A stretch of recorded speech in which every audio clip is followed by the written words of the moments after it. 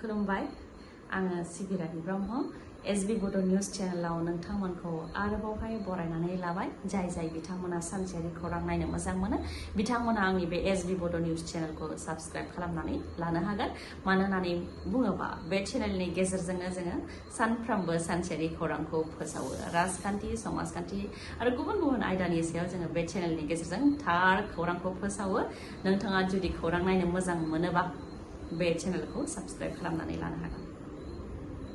नोंथांनि नखरनि सोरबा उन्दै गथ'साया फरायसालियाव सानफ्रोमबो थांबाय थानायनि उनाव हरखाबै फरायसालियाव थांनायखौ बन्द खालामोब्ला बेनि आन्दोआव नों आं आरो जों मिथिस्लाबै माबाफोर जाहोन थानो हागौ थिग बेबायदिनो जादों मोनसे जाथाय उदालगुरि जिल्लानि आलिगाव गामियाव दुंहाव थासारि जादों सासे फोरोंगिरिनि नखराव दुंहाव थासारि सोमजिहोदों लोब ओनसोलनि सुबुंफोरा रौता 5 नं धनस्री गुदि फरायसालिनि अंक फोरोंगिरि बा मेथ्स टिचार पद्म आली शर्माया गावनि फरायसुलिफोरखौ गाज्रि आखु दिन्थिनायनि थाखाय ओनसोलाव दुंहाव थासारि जादों फोरमायथिनाय बायदिब्ला फोरोंगिरि पद्म आली शर्माया फरायसुलिफोरखौ गाज्रि रोखोमै मोदोमाव आखाइ होनायनि अनगायैबो जुबिन गार्गनि सावगारि दिन्थिनो होनानै थाखो खथानि सिङावनो गाज्रि भिडिअ दिन्थिदों बेनि अनगायैबो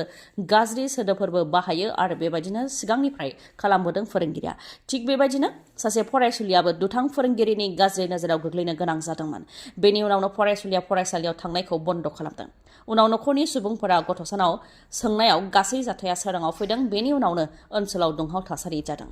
फरायसाफोरनि नखरनिफोरजों लोगोसे ओनसोलनि रायजो राजाफ्रा फरायसालिखौ बेंखनहैदों आरो न'आवबो बा फोरोंगिरिनि न'आवबो थांनानै बेंखनहैदों जायनाखि दुथां फोरोंगिरिया आजिरा मोननो दान मोनथामल' दंसै नाथाय बेबायदि दुथां आखु खालामनायनि थाखाय जाहाथे बे 3 दानावबो साख्रि मावनो मोना बा 3 दान साख्रियावबो थानो मोना बेनि थाखाय गोख्रोङै खुद्रियो ओनसोलनि रायजो राजाफोरजों लोगोसे फरायसाफोरनि बिमा बिफाफोराबो फोरमायथिनाय बायदिब्ला फोरोंगिरिया दा खारनानै दङ रायज्लायनो थाखाय फोरोंगिरिखौ लेंहरदोंमोन नाथाय फोरोंगिरिया खारखुमानानै दङ होननानै मिथिहोदों ठिकादारफोरनि थाखाय मोनसे गोजोनथाव खौरां लानानै फैदों TCLCCनि मासिगिरि बिक्रम दैमारिया जायफोर ठिकादारफोरा केस बोखारनायनि उनावबो दासिमबो बिलखौ मोननो हायाखै बिथांमोनहा 1 सप्तानि उनावनो बिलखौ मोननो हागोन होननानै फोरमायथिदों केस बोखारनायनि मादाव 50% ठिकादारफोरा बिलखौ मोननो हाबाय होननानैबो फोरमायथियो जायफोर ठिकादारफोरा बिल मोननो थाखाय दासिमबो जमा होआखै गोदानै जमा होगोन बिथांमोनहा जानुवारि दानाव बिलखौ मोननो हागोन होननानैबो फोरमायथियो बिल मोननो थाखाय केस होला होननानै लिरनानै गोरोबथा खालामनायखौ हाइकर्टनो दैथायहरनायनि उनावनो ठिकादारफोरा गोजाम बिलखौ मोननो हादों आरो जायफोर मोनाखै बिथांमोनहाबो मोननो थांगासिनो दं होननानै फोरमायथियो TCLCCनि मासिगिरि Bikram Daimary Dubai air show Indian air फर्सनि तेजास फाइटार जेटआ क्रेश जादों हिन्दुस्तान एर'नटिक्स लिमिटेड जों बानायजानाय तेजास फाइटार जेटआ क्रेश जादों हानिफ्राय एसे गोजौआवनो क्रेश जादों रोहो अर जोंब्लावनायनि उनाव गासैबो सेवहांगार जादों तेजास फाइटार जेटआ टेक अफ बा बिरखोनायनि एसे उनावनो जोबोद गोख्रैथिजों हायाव गोग्लैदों आरो हायाव गोग्लैनाय लोगो क्रेश जानानै रोहो अर जोंब्लावदों जायजों फाइटार जेटखौ सालायग्रा विं कमान्डार नमन सियाल बिथाङा जिउ खोमानो गोनां जादों मेकानिकेल जेंना जानायनि थाखायनो बेबायदि जानो हागौ होननानै सन्देह खालामनाय जादों आरो बेनि सायाव नायबिजिरनो थाखायबो बिथोन होनाय जाबाय जाथायजों जिउ खोमानांनाय विं कमान्डार नमन सियाल बिथाङा हिमाचल प्रदेशनि कांग्रा जिल्लानि थागिबिमोन बङाइगाव डायसिसआव रेभ थमास फुलफिलिलनि रुफाथि फोरबो ख्रिस्ट सिबियारिफ्रा बास जाब्रबथायजों मोगा-मोगि जानो गोनां जादों चिरां जिल्ला सिंनि सामथाइबारिनि हादरारि राजा लामायाव गंसे स्कुल बास जाब्रबथाय जादों जाय स्कुल बासआव मरनायनि ख्रिस्ट सिबियारिफोर गाखोदोंमोन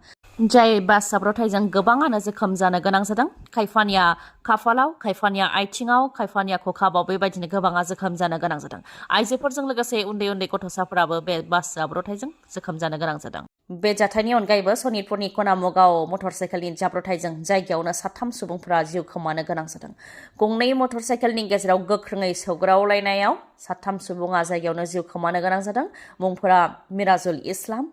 हिरस मिली आरो अर्जुन 15 नं राजा लामायाव जानो मोन्दों बे गिख्रंथाव जाब्रबथाया दिसेम्बर दानाव क'क्राझाराव 2 लाख सुबुंफोरखौ लानानै गेदेर धर्ना जानो हागौ। बे खोथाखौ फोरमायथिदों एबसुनि आफादगिरि दिपेन बर'आ। नंगौ, थांनाय 5 बोसोर सिगां बिचार गोरोबथा जादोंमोन, नाथाय बिचार गोरोबथाया बेसेबां फिथाइ थाइदों बा थायाखै बेखौ मेगनजों रोखायै नुनो हायो रायजो राजाफ्रा। बिचार गोरोबथानि दफाफोरखौ मावफुंनांगौनि थाखायनो दुलाराय बर' फरायसा आफादनि बानजायनायाव दिल्लीयाव धरना होनाय हाबाफारि लानाय जादोंमोन। दिल्लीनि जन्तर मन्तराव धरना होनायनिफ्राय दिपेन बर' बिथाङा मा फोरमायथिदों बेखौ नोंथांमोननो मिथिहोनो आखायाव लाबाय। पार्लामेन्टआव जानो गोनां विन्टार सेसनाव जाहाथे आर्टिकल 280 आरो 125 एमेन्डमेन्टखौ पास खालामो, बेनि थाखाय गोख्रोङै दाबि खालामो। लोगोसे दिल्लीयाव धरना जोबनायनि उनावनो सावरायनो थाखाय हाग्रामा महिलारिखौ लोगो हमफैगोन होननानैबो फोरमायथियो दिपेन बर'आ। भारत सरकारा बिलखौ पास खालामाब्ला क'क्राझाराव 2 लाख सुबुं थुबुर खालामनानै धरना होनाय हाबाफारि लागोन होननानैबो फोरमायथियो। जोंनि सोमावसारनाया रावनिबो हेंथा नङा। 5 बोसोर प्रमद बर'आबो गोरोबथाखौ मावफुंनो थाखाय गोबां नाजादोंमोन होननानैबो फोरमायथियो। 2003 मायथाइयाव बिएलटिआ आसाम सरकार आरो भारत सरकारजों गोरोबथायाव जि लिरनानै लाबोदोंमोन, जेरै कार्बि आंलंनि एसटि हिल्सनि जि जेंना, 695 जेंना गोनां गामिफोरखौ बिटिसिआव सोनाय, हानि मोनथाय, बेफोरखौ थांनाय 2003 मायथाइनि बिटिसि गोरोबथायाव लिरनानै लानानै फैनाय जादोंमोन। बेफोर दफाफोरखौनो बिचार गोरोबथायावबो फिन लिरनानै लानानै फैफिननाय जादों। बेनिखायनो 2003 मायथाइनि बिटिसि गोरोबथा आरो 2020 मायथाइनि बिचार गोरोबथायाव जेबो फारागथि गैया होननानै बुंथिबाय दिपेन बर'आ। बेनि अनगायैबो भारत सरकारनिफ्राय थोंजोङै रां मोननो थाखाय आरो बिटिसिनि मासिखौ मोन 60 बांहोनाय बेफोरखौ बिटिसि गोरोबथायाव लाबोनाय जायाखैमोन, नाथाय बिचार गोरोबथायाव लाबोनाय जादों आरो बिटिसिनि बियाबखौ मोन 60 बांहोयोब्ला मोन 40आनो एसटि रिजार्भ जागोन, बेखौ गेरेन्टि होनो हायो होननानैबो खोथा फोरमायथियो दिपेन बर'आ। बिचार गोरोबथानि दफाखौ मावफुंनो थाखाय थांनाय 5 बोसोराव 12 राउन्डनिबो बांसिन सावरायनाय जादों आरो मिरुनि नखर मन्त्रि अमित शाहखौ 6 खेबनि बांसिन लोगो हमदों। बिचार गोरोबथानि दफाफोर दारि खमाजों लोगोसे गासैखौबो 5 बोसोरनि गेजेरावनो मावफुंनो थाखाय प्राइम मिनिस्टार नरेन्द्र मदिजों लोगोसे अमित शाह बिथांमोनहा खोथा होदोंमोन बा रादाय होदोंमोन, नाथाय बिथांमोनहा खोथा होनायखौ लाखियाखै होननानै फोरमायथियो दिपेन बर' बिथाङा। बिटिसि सोरखारनि खामानिफोरखौ जाहाथे मोजाङै दैदेनलांनो हायो, बेनि थाखाय जायगा जायगा भिसिडिसिनि मासिगिरि मेम्बारजों लोगोसे टिसिएलसिसिनि मासिगिरिनि बिबान राननाय हाबाफारि बा एपइन्टमेन्ट होनाय हाबाफारिया दा जायगा जायगा जागासिनो दङ। थिग बेबायदिनो 9 नं बनरगाव बिटिसि बियाबनि सिङावबो टिसिएलसिसिनि मासिगिरिनि थिसनथाइ होनायजों लोगोसे भिसिडिसिनि मासिगिरि आरो मेम्बारनि थिसनथाइखौबो होबाय। बिटिसि सरकारा जेरैबायदि खोथा होदोंमोन आइजोफोरनो 50% रिजार्भेसन होनाय, थिग बेबायदिनो 9 नं बनरगाव बिटिसि बियाबनि सिङाव मोनजिनै प्राइमारिनि सिङाव 50%खौ आइजोफोरनो होनाय जादों, जेराव 6 आइजोफोरा बिबानखौ मोननो हादों। थिग बेबायदिनो 14 नं चिरांदुवार बिटिसि बियाबनि रुनिकाटा भिसिडिसिनि मासिगिरि महरै माइस्रि बसुमतारी बिथांनो एपइन्टमेन्ट लेटारखौ गथायबाय।